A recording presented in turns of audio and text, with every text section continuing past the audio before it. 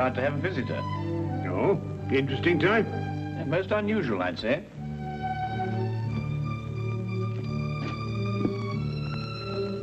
I don't see anyone. My dear Watson, the street is hardly deserted.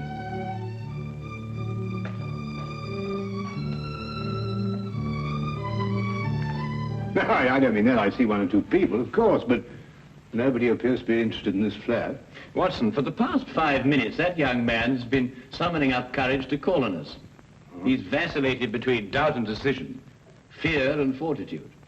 At last, fear is conquered. Fortitude is the victor. Well, I suppose you've deduced the whole thing. Who he is, what he wants, where he comes from. As a matter of fact, I haven't the slightest idea. But with so unusual a client, I fully expect a most unusual case. If he comes here. Wait. The first step.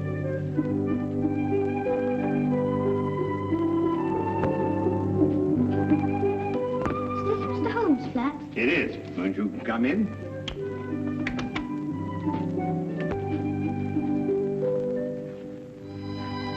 Hello. Are you Mr. Sherlock Holmes? Yes, and that is Dr. Watson. How'd you do? Anything the matter? No. It's just that... Yes? Well, I thought you'd be much stronger looking. Oh, well, I'm really quite strong, you know. I can tear dictionaries in half. Can you really? Yes, of course, and I'd show you if I had a dictionary handy. Well, what I've come to see you about will take brains. Well, I think Mr. Holmes has an ample supply of those. Now, wouldn't you like to sit down? Oh, thank you. Now there, my boy. Cup of tea? No, thank you, sir. I'd like to get right down to business. Oh, good. Well, my name is Andrew Fenwick. I'm 11 years old, and I live at number 17 Dudley Court, Upper Spimment Street. Splendid. Now, what appears to be your difficulty? Mr. Holmes, my father's disappeared. Disappeared? Yes, sir. His name is Herbert Fenwick. He's a bookkeeper at Rondale Industries. He's tall and wears glasses. Will you find him for me? I'll do my best, Andrew, but first you'd better tell me the whole story, and anything else that may matter. Well, sir, Dad's always been the happiest and most wonderful person in the world. Each night he'd come home and joke and tell funny stories.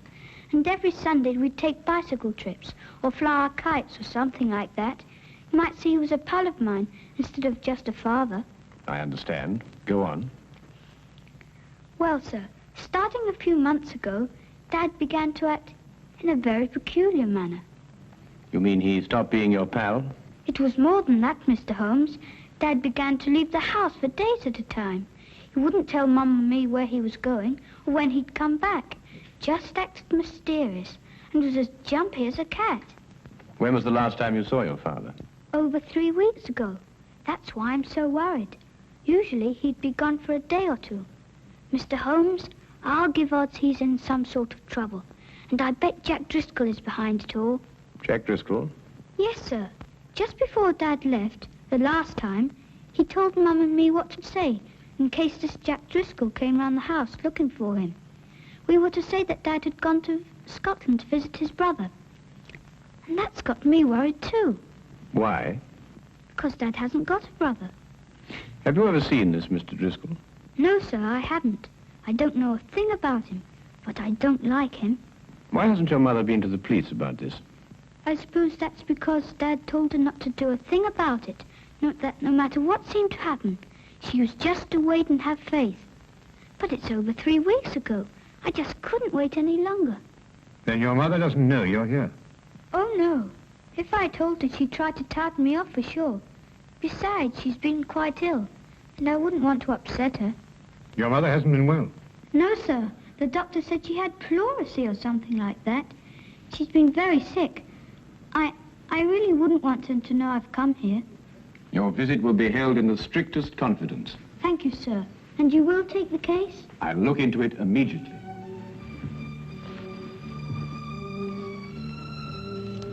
I hope this will be enough to retain your services. Oh, well, no, that won't be necessary, Andrew. But I insist.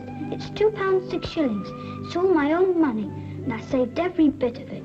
Now, I think you'd better hold on to it. Perhaps you can do me a good turn someday. No, sir. A business deal is a business deal.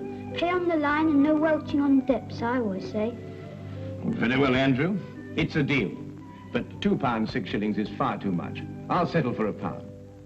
Really? £1 enough? Quite enough, Andrew. Thank you. Thank you, sir. I'll let you know as soon as I hear anything, Andrew. Goodbye, my boy. Bye, sir. Well, Watson, we'll find that boy's father if you have to search every gambling den in England. Gambling den? Yes, didn't you notice his clothing? Well, I suppose so. Nothing extraordinary there. On the contrary. The shoes were most expensive, but the coat was threadbare. The trousers came from the best haberdashery, and the cap was ancient, attesting to the father's streaks of good luck and bad luck. Yes, but that's not sufficient evidence to label Fenwick a gambler. Quite right, but there were other indications. Young Andrew's speech, if you may recall, was sprinkled with the peculiar jargon of the gambler. Such terms as touted off, I'll give you odds, and welching on a debt. The boy obviously learned from his father. I see. Further, I'd say the man's mysterious trips were to various sporting events held outside of London. Horse races, dog races, and so on. Yes, Holmes, but why should an apparently contented man like Fenwick suddenly turn to gambling? Well, my guess is that the mother's serious illness created a heavy drain on Mr. Fenwick's slender financial resources. He probably hoped for the gambler's classic killing. Well, Holmes, you've certainly answered everything. I'm afraid not, Watson. 2 questions yet remain unanswered. Where is Mr. Herbert Fenwick? And who is the shadowy Mr. Jack Driscoll? Where to, Holmes? To Inspector Lestrade's office. In this particular case, he may be just the chap to help us. Now, that's what a gambler would call a long shot.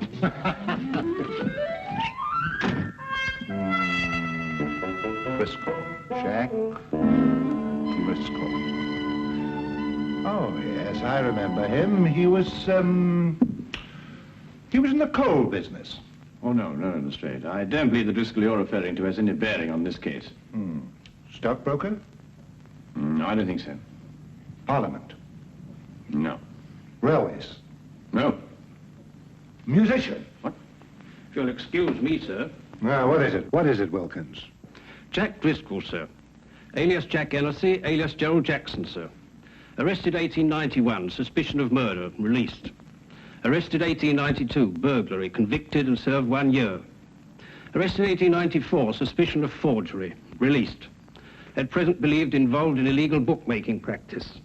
Whereabouts unknown, sir. Now, that unsavory brew sounds much more like our cup of tea.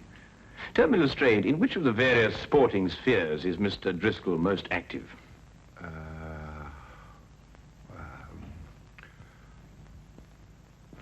Rumour has it that Mr. Driscoll is concentrating his efforts on prize fight matches, sir. Well, thank you very much for your assistance, Inspector. And you too, Wilkins. Good afternoon, gentlemen. Well, if I know you, Holmes, I suppose now we'll be attending a prize fight. Quite right, Watson. This very evening, hulking Harry Thornton meets Powerhouse Percy O'Noonan at Londonderry Gardens. Powerhouse happens to be a personal friend of mine. You know a fighter personally? My dear fellow, I once blackened his eye for him.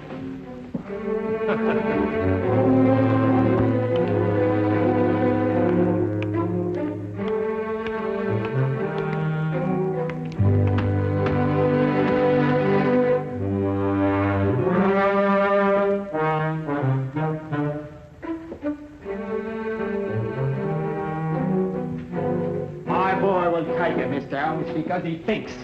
That's the kind of fighter I like, a fighter with brains. A very good combination, Mr. Finnegan. The best. Sometimes you makes a mistake. You sees a fighter what? It's hard, and you think maybe you got a champion. But if he don't think, nothing. You understand? Oh, yes, perfectly. Tell me, Mr. Finnegan, have you got... Excuse me. It's time Percy got started now. You can take him up now.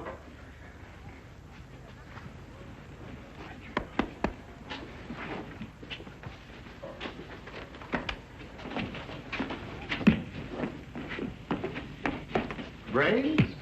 Oh, no, Watson, just a comparative judgment, you know. Well, I'll have to say goodbye to you now, Mr. Holmes, but thanks for dropping in. Not at all. Your boy was highly recommended to me. Who told you about him? Herbert Fennick? Who? Herbert Fennick. Herbert Fennick? You know him? Of course. I was just saying that. Excuse me, Mr. Holmes, I've got to be going now. Curious reaction. Perhaps not so curious, Watson. The proper use of that name may open several tightly barred doors. Proper use? What do you mean, Holmes? Well, if I'm correct, you'll soon see for yourself. Just let's continue to drop the name. Watch your chin.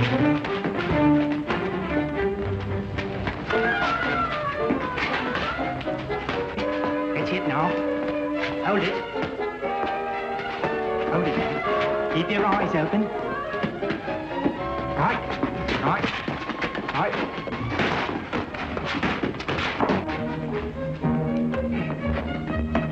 Watch it now, Percy. Watch it. That's it. That's it. Hold it now. Hold it.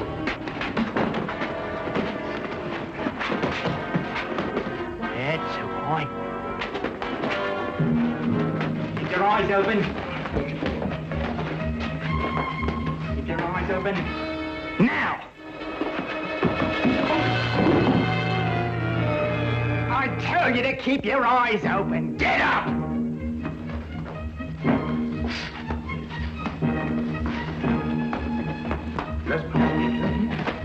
Good old Herbert Fennick. I must remember to get his advice on next week's card. You know, it's a pity poor old Bert Fennick couldn't come with us this evening. Yes. Do you know what old Herbert Fennick told me this morning? No, what did Herbert Fennick tell you this morning? Did you hear that? You know, Watson, it's not every day you can meet a man who'll give you insight. Sounds like just what Driscoll's been looking for. I told you that they did it. You remember I said... What are you waiting for? That we met a chap like... Don't like taking them here. They might get roughed a bit later, then somebody says they saw him leave with us. Do you think the street would be any better? You know him? Mr. Holmes, the big one is. He knew Percy. Didn't catch the other bloke's name, but he looks like a fighter I used to know. Got the sack for using unfair tactics. I figured he was a bad one. Got a nasty look about him. Well, if he tries anything, don't expect any Marquis of Queensberry out of him. Use some of your own tactics. Righto. Get to it now before the Upson leaves. Let him know we mean business right from the outset. Stand by, Watson. I think we shall have company in a moment.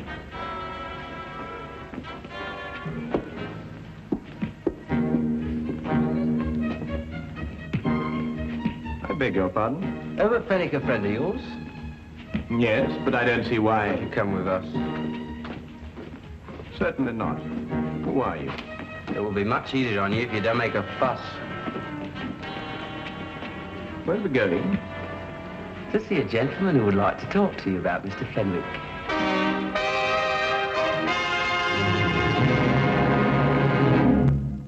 All I want to know from you is where you saw Fenwick last.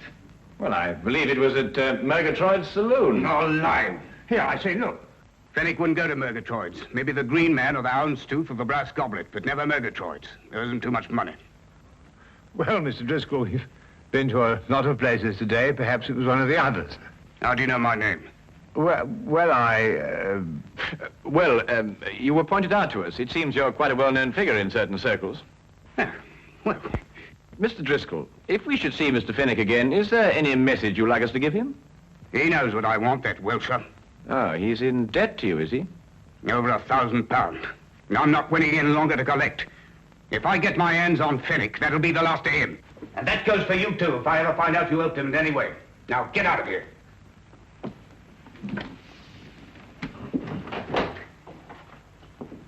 Good evening, gentlemen. People just don't have any manners anymore. And this is not the time to instruct them. Come, Watson. Well, I only hope we're going to a place where they appreciate proper behavior and the finer things of life.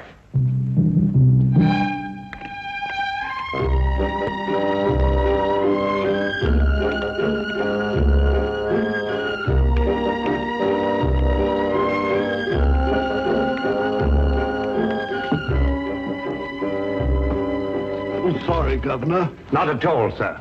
Not at all. Oh, really, Holmes, we've been to the Coach and Horses, the Green Man, the King's Head. We've interviewed dozens of disreputable characters. Must we go through all this process again? I'm afraid so, Watson. It's the only place that we can obtain some further information as to Fenwick's whereabouts. No. Oh, barman. Yes, sir? 2 pints of mild and bitter, please. Oh, and some information. Mild and bitter's cheap, sir. But not the information, eh? Oh, no, sir.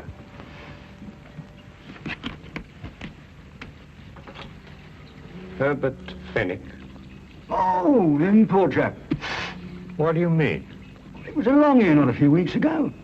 We were talking in confidential like. Told me booked a passage to America. Too bad he won't be able to use it now. Oh? Why not? We say you haven't heard. No. Fenwick's dead. Suicide a few hours ago. But how? Where? He rented a room not far from here. And he went down to the Thames and threw himself in. Left a note saying he was in trouble, couldn't go on. Let's see. Have they found his body? Oh, no, not yet. Only his hat floating in the water. Poor chap, wasn't a bad sort of a chap, you know, but gambler. Had a run of bad luck. Come, Watson, we must hurry, or Fenwick's luck may turn from bad to worse. Bad to worse, he's dead.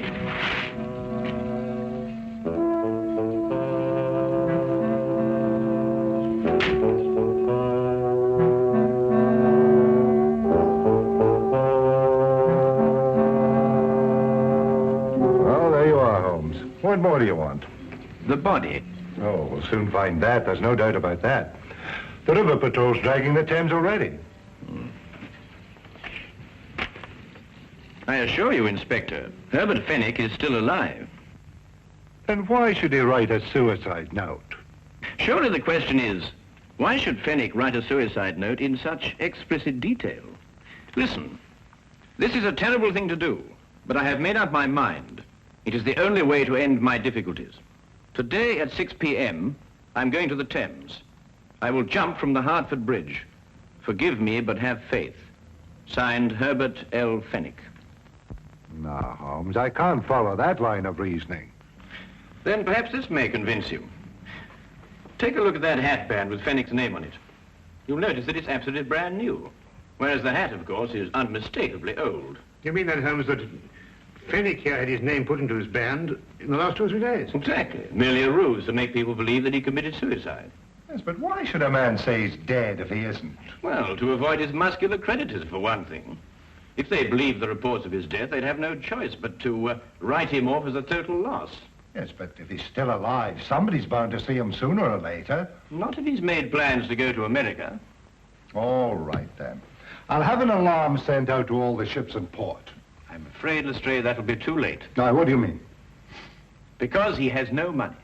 He needs it badly, and he needs it quickly. And there's only one way in which he can cover both his needs. What way is that, Holmes? Robbery. What, you think he'd take the chance? Of course he would. Fenwick's desperate. And in any case, there's very little chance when one considers that no one would suspect a dead man of committing the crime. Now, Holmes, what am I supposed to do? Warn everybody in London that a robbery's going to take place? Oh, I wouldn't go as far as that, Lestrade. I judge that Fenwick will strike at one of 3 places. The Wagon and Horses, the Green Man, or the King's Head. I say, Holmes, how can you narrow it down to that? Because Fenwick can feel certain that everyone in those places has heard the news of his death.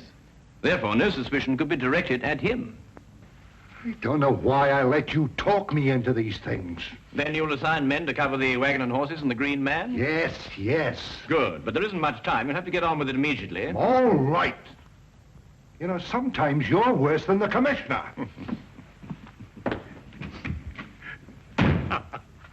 Tell me, Holmes, what about the King's Head? Ah, that will be our little project, Watson. But first, I want you to carry out a mission of the utmost importance. Now, listen to me closely.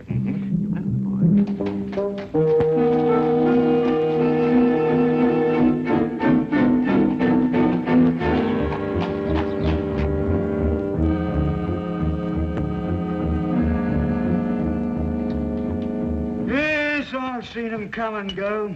big and small, happy and sad. And I tends to my business and keeps my hands clean. Ah, well, that's a splendid philosophy. Yeah? It's getting near closing time. Oh, yes, so it is. Put your hands up. I'll take that if you don't mind. I'm sure he does, but then he has very little choice, has he? You, get over there. Go on, hurry up.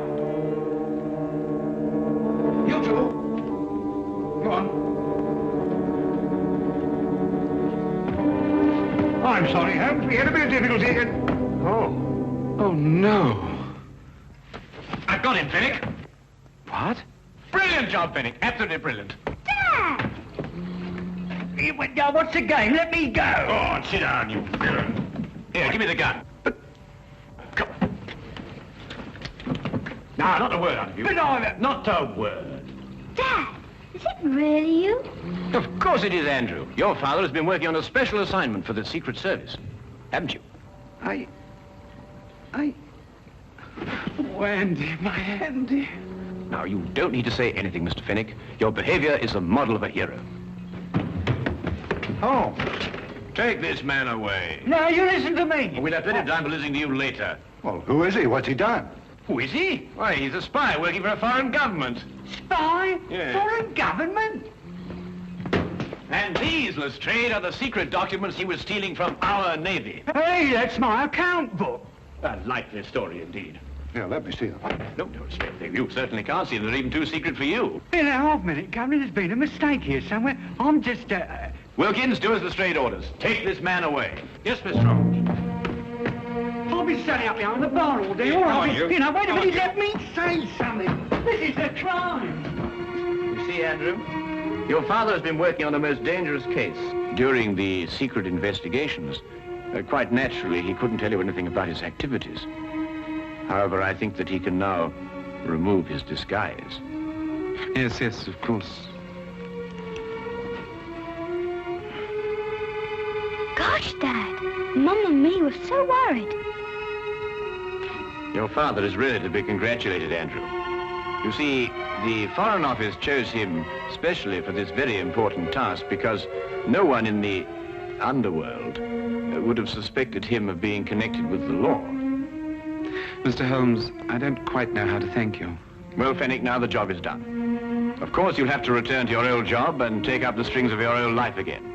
But if I know you, you'll work hard, meet all your obligations, and carry on like the splendid citizen you are. That's just what I'm going to do. I'll never leave my family again. Then good night, Mr. Fenwick. And good luck. Come on, Andy. Let's go home. Oh, Andrew, I've just remembered something.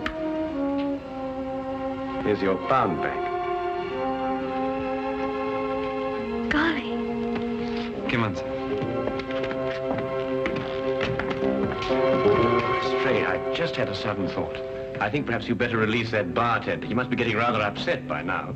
Holmes, either you've gone insane or I have. No more insane than usual. After all, everyone is entitled to make a mistake. Scotland Yard does sometimes, you know. I'm at least entitled to one. Good night, Inspector.